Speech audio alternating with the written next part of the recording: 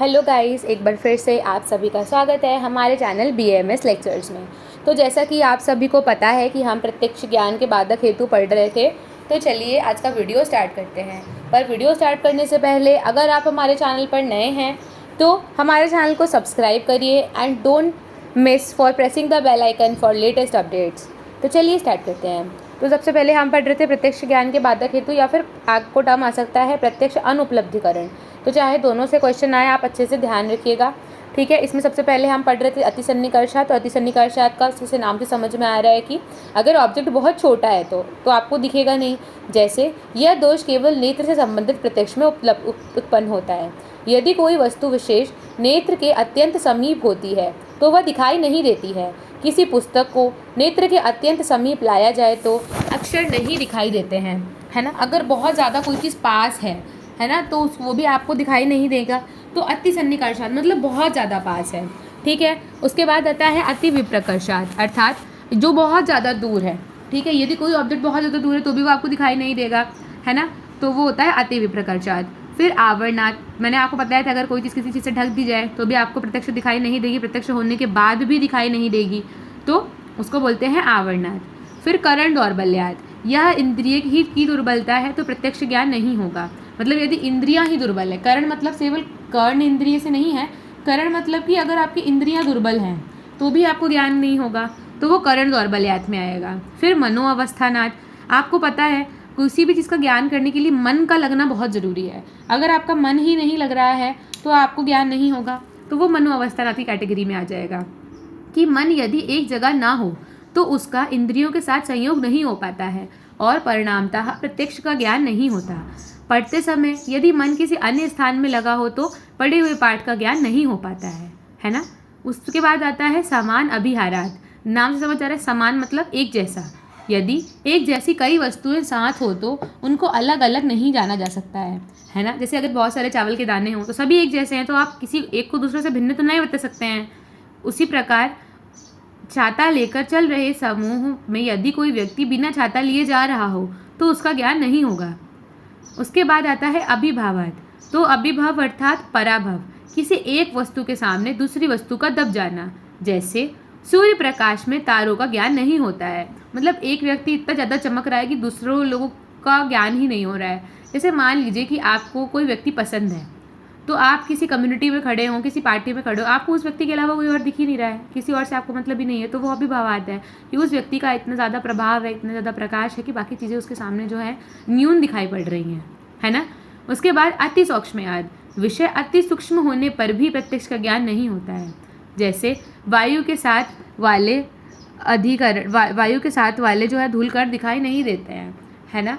मतलब विषय का इतना ज़्यादा छोटा है कि दिखाई नहीं दे रहा है, ठीक है। तो ये जो है 8 प्रत्यक्ष ज्ञान के बाधक हेतु हैं, आप याद कर लीजिएगा। अति सन्निकर्षात, अति विप्रकर्षात, आवरणात, करण दौर्बल्यात, मनोअवस्थानात, समान अभिहारात, अभिभावात और अति सूक्ष्मयात, ठीक है।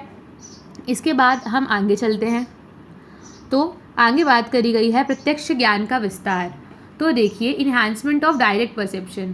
प्रत्यक्ष ज्ञान का विस्तार से तात्पर्य है कि विविध यंत्रों द्वारा प्रत्यक्ष ज्ञान की सीमाओं को बढ़ाना, है ना। ज्ञान का विस्तार का क्या मतलब है कि उसको आप बढ़ा रहे हैं। तो प्रत्यक्ष ज्ञान को आप कैसे बढ़ा सकते हैं, तो अलग अलग इंस्ट्रूमेंट के थ्रू। जैसे नेत्र की दौर्बलता में चश्मे या कॉन्टैक्ट लेंस का प्रयोग किया जा सकता है। करण की दौर्बलता में जो है आप हियरिंग एड्स का यूज़ कर सकते हैं। एक्सरे, सिटी स्कैन, यह भी प्रत्यक्ष ज्ञान का विस्तार कराते हैं, ठीक है। इसके बाद देखिए प्रत्यक्ष ज्ञान की उपयोगिता, यानी अब इसका प्रैक्टिकल एप्लीकेशन क्या है। तो प्रत्यक्ष ज्ञान से भी जो है प्रत्यक्ष ज्ञान से सभी इंद्रियों से रोगी के शरीर में रहने वाले विषयों की परीक्षा की जाती है। ये हमें पता है कि रस इंद्रियों को छोड़ करके, क्योंकि उसके मुंह में जो टेस्ट है उसका आप कैसे ज्ञान करेंगे, है ना। तो उसको छोड़ करके बाकी सभी का जो है आप ज्ञान कर सकते हैं अपने प्रत्यक्ष के द्वारा। देखिए श्रोतों के द्वारा कैसे ज्ञान करेंगे हम, तो श्रोत द्वारा परीक्ष विषय जो है उसकी आप आवाज़ सुन सकते हैं। ये हम पहले भी पढ़ चुके हैं, संधि और अंगुली का पर्वों का फटना, है ना। उसके अलावा स्वर भेद इत्यादि। फिर चक्षु द्वारा परीक्ष विषय कौन कौन से हैं, तो वर्ण, आकार, प्रमाण, छाया आदि की परीक्षा हम कर सकते हैं, ठीक है। उसके अलावा देखिए घ्राण द्वारा जो है स्पर्श विषय कौन कौन से हैं, तो विकृत, गंध आदि की परीक्षा, ये सब जो है घ्राण द्वारा जो हैं आपके वो होते हैं। फिर उसके बाद स्पर्श द्वारा परीक्षा विषय कौन कौन से हैं, प्राकृत या विकृत स्पर्श की परीक्षा। ठीक, तो ये 4 प्रकार से आप प्रत्यक्ष के द्वारा ज्ञान कर सकते हैं। फिर देखिए त्रिविध रोग परीक्षा में भी दर्शन, स्पर्शन और प्रश्न द्वारा प्रत्यक्ष द्वारा ही किए जाते हैं। ठीक, किसी भी व्याधि के लक्षणों को प्रत्यक्षता देखकर ही चिकित्सा का निर्धारण किया जाता है, ये भी आपको पता है। औषधीय कल्पनाओं का परीक्षण भी किसी स्तर पर प्रत्यक्ष प्रमाण से किया जाता है ना।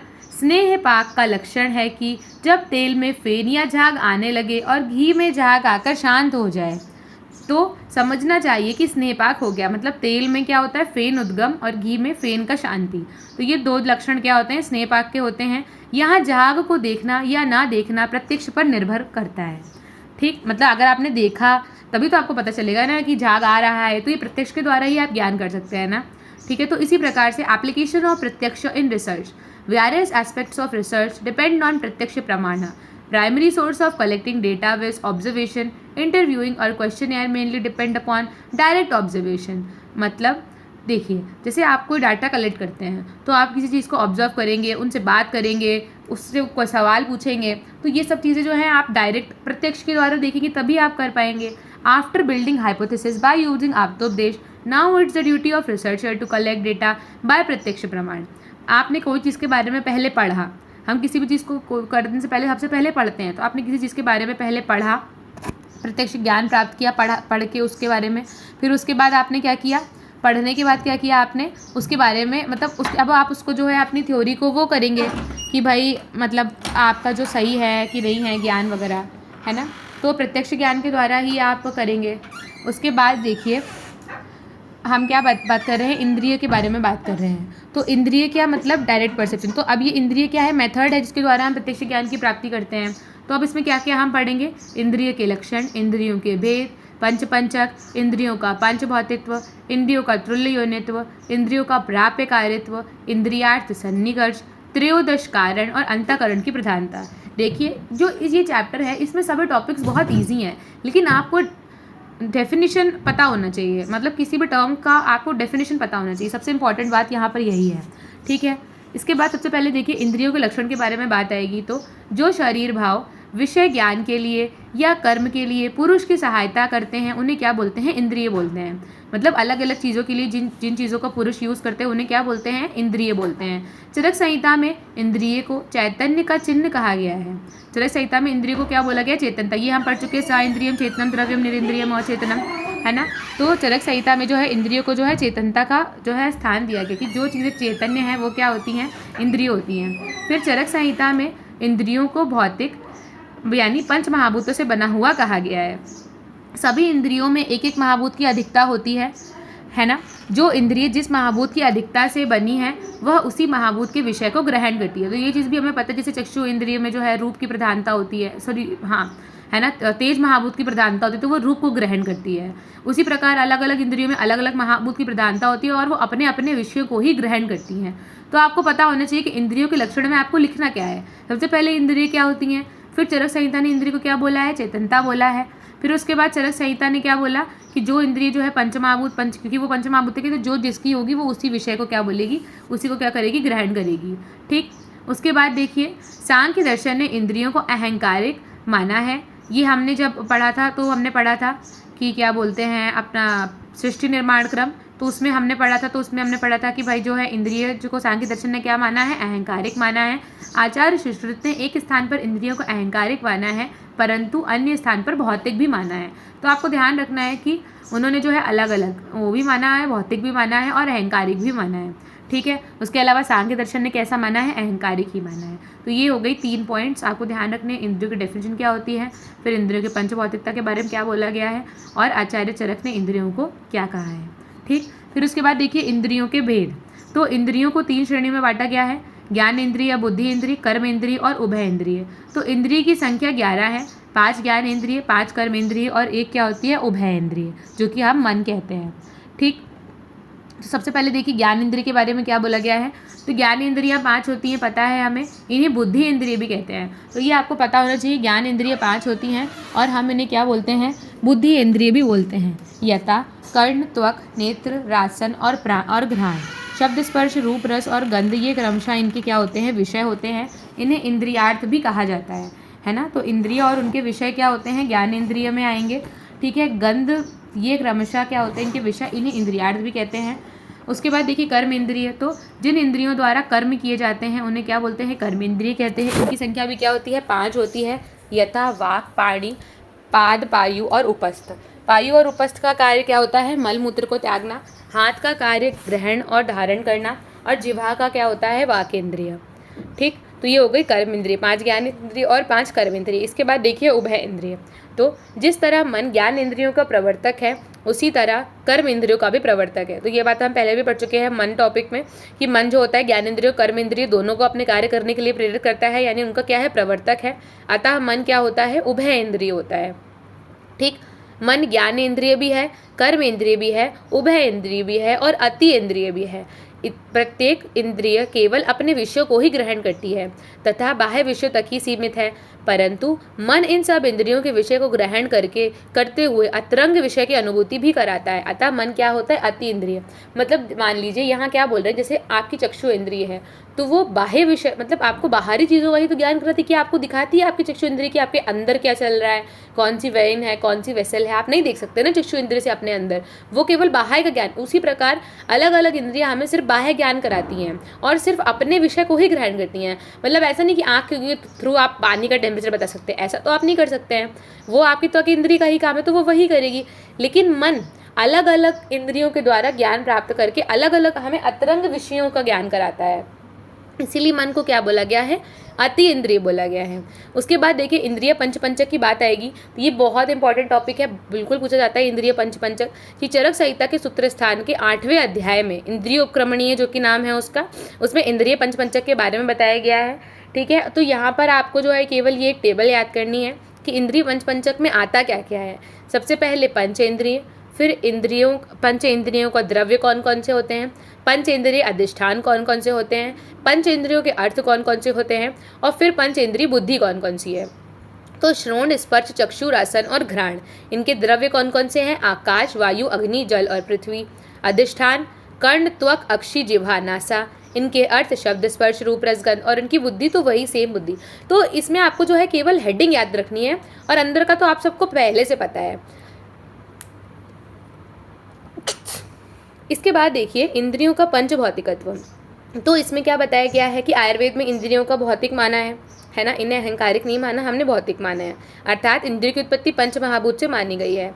न्याय वैशेषिक और वेदांत दर्शन ने भी इंद्रिय को कैसा माना है, भौतिक माना है। पंच इंद्रिय पंच महाभूतों से बनी हुई है, फिर भी पंच इंद्रिय क्रम से एक एक महाभूत में उनकी क्या होती है, प्रधानता होती है, तो जो जिस महाभूत की होती है वो उसे ग्रहण करती है। तो इंद्रियों के पंच भौतिकत्व में जो है यही बात कही गई है। इसके बाद देखिए इंद्रियों का तुल्य योनित्व।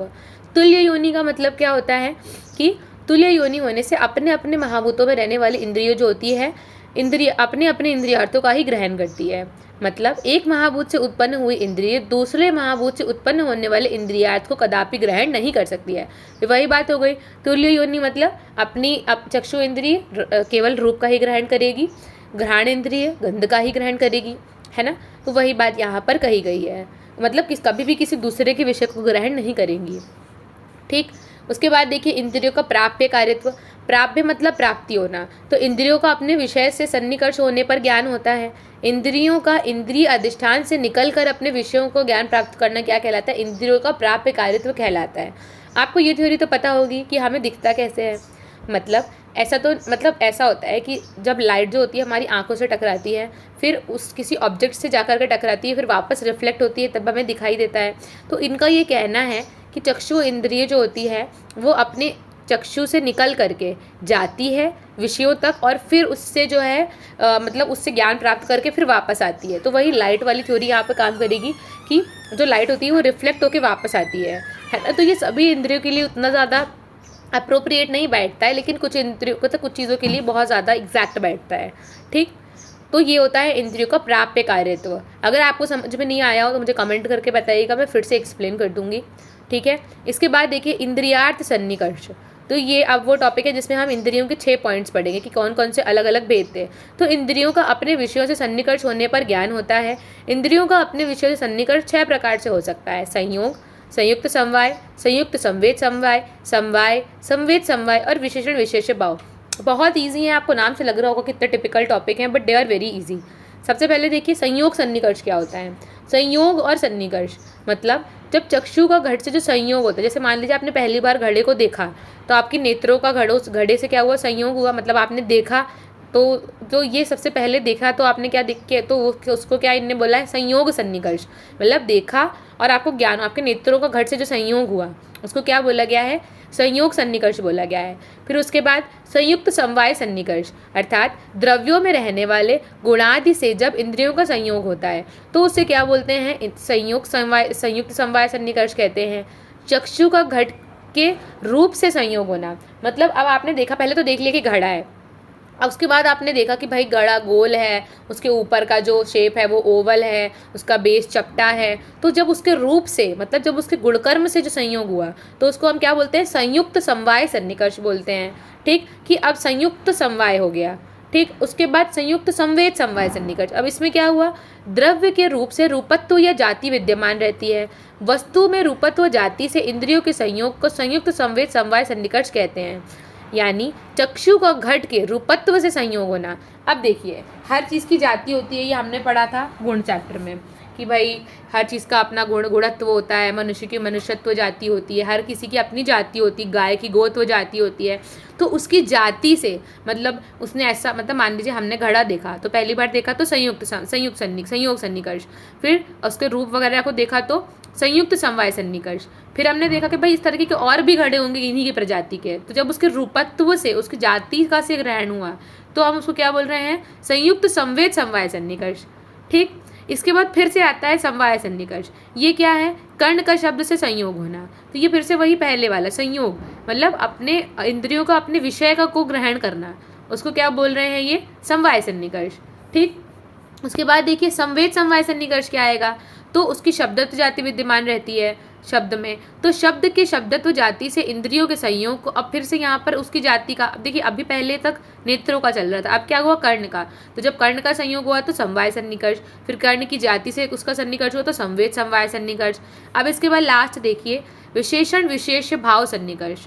तो अभाव का प्रत्यक्ष ज्ञान जिसके द्वारा होता है उसे क्या बोलते हैं, विशेषण विशेष्य ज्ञान अभाव सन्निकर्ष। जैसे मान लीजिए कि अभी कोई घड़ा है, अभी रखा हुआ है, अभी हमने उसको हटा लिया तो उस जगह से उसका अभाव हो गया, है ना। तो ज़मीन पर घड़े के अभाव का ज्ञान विशेषण विशेष भाव सन्निकर्ष से होता है।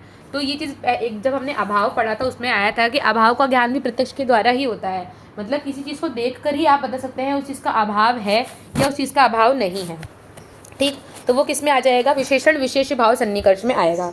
ठीक है, जैसे देखिए ये नीचे जो सारणी बनी है इसमें चक्षु का जब घट से संयोग हो रहा है तो संयोग सन्निकर्ष, जब घट के रूप से संयोग हो रहा है तो संयुक्त समवाय सन्निकर्ष, जब घट की रूप की जाति से संयोग हो रहा है तो संयुक्त संवेद समवाय, और जब घट का अभाव हो रहा है तो विशेषण विशेष भाव सन्निकर्ष। और बीच के दो किस में आ जाएंगे, कर्ण वाले में। ठीक, इसके बाद देखिए त्रयोदश कारण, बहुत इंपॉर्टेंट क्वेश्चन है, बार बार आपसे पूछा जाएगा कि त्रयोदश कारण क्या होते हैं। ठीक, तो ज्ञान उत्पत्ति के साधन को क्या बोला गया है, कारण बोला गया है, और यह 13 कारण होते हैं। ठीक, ज्ञान उत्पत्ति के साधन कितने, 13। तो ये आपको याद करने पड़ेंगे कौन कौन से। तो पहले तो 5 ज्ञानेंद्रियाँ, 5 कर्मेंद्रियाँ, मन, महत और अहंकार, ये आपको याद ही है। तो बस आपको पता होना चाहिए कि त्रयोदश कारण क्या होता है। मैंने आपको बताया था इस चैप्टर में सब कुछ बहुत ईजी है, बस आपको टर्म से पता होना चाहिए कि उसका मतलब क्या है। त्रयोदश कारण में आपको क्या क्या लिखना है, 5 ज्ञानेंद्रियाँ, 5 कर्मेंद्रियाँ, मन, बुद्धि और अहंकार। ठीक, ये हो गए आपके त्रयोदश कारण। ठीक है, इसके बाद देखिए अंतःकरण की प्रधानता। ठीक, तो इसमें अंतःकरण क्या होता है, हाँ एक बात और, इसमें बाह्य कारण होते हैं और अंतःकरण की बात की गई है। तो 5 ज्ञानेंद्रियों और 5 कर्मेंद्रियों को क्या बोला गया है, बाह्य करण, क्योंकि बाहरी विषयों का ग्रहण करते हैं। और मन, बुद्धि और अहंकार को क्या बोला गया है, अंतःकरण। क्यों, क्योंकि ये अंदर की चीज़ों को रेगुलेट करते हैं, तो अंतःकरण बाह्यकरण। अब इसमें भी क्या बोला है, अंतःकरण जो होता है प्रधान होता है। ये भी क्वेश्चन 5 नंबर में आता है कि अंतःकरण की प्रधानता को जो है सिद्ध करिए कि क्यों अंतःकरण प्रधान है। तो देखिए बाह्यकरण से अंतःकरण प्रधान होता है। क्यों, अंतःकरण की प्रधानता निम्न बातों से सिद्ध की जा सकती है। बाह्य कारण स्वतंत्र रूप से अपने विषयों को ग्रहण नहीं कर सकता है, नहीं कर सकता ना, कहाँ कर सकता है। उन्हें ज्ञान प्राप्ति करने के लिए मन की सहायता की आवश्यकता है। अंतःकरण जो, क्योंकि वो मन से खुद ही डायरेक्टली, तो उसको ज़रूरत ही नहीं है, तो वो अपने कार्य को जो है स्वतंत्र रूप से करता है।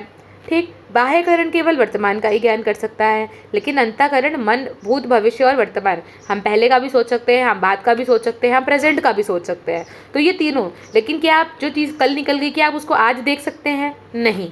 क्या कल क्या होने वाला, क्या उसको आप आज देख सकते हैं प्रत्यक्ष? नहीं। तो ये स्वतंत्रता इनमें कम हो जाती है। तीसरी बात आती है संकल्प, अध्यावास और अभिमान। क्रमशः मन, बुद्धि और अहंकार की वृत्ति होने से क्या होता है? अंतःकरण प्रधान होता है। संकल्प आप मन से लेते हैं, अभिमान आपका मन से आता है, अध्यावसाय, ये सब चीज़ें जो है मन से, आप इनका बाह्य चीज़ों से कोई लेना देना नहीं है, तो इसीलिए मन क्या होता है? प्रधान होता है। तो आपको ये तीनों पॉइंट्स जो हैं अंतःकरण की प्रधानता में ध्यान रखने हैं। तो यहाँ से जो है हमारा टॉपिक ख़त्म होता है आपके प्रत्यक्ष प्रमाण का। अगर आपको कोई डाउट हो, कुछ समझ में ना आया हो, तो कमेंट करके ज़रूर बताएं। एंड गाइज़ प्लीज़ कमेंट, ताकि हमें पता चले कि आप देख रहे हैं, आपको समझ आ रहा है, उससे हमें मोटिवेशन मिलता है और वीडियोस बनाने का। तो अगर आपको हमारी आज की वीडियो पसंद आई हो तो please like, share and subscribe my channel and don't miss for pressing the bell icon for latest updates. Thank you so much. अब हम मिलते हैं नेक्स्ट वीडियो में।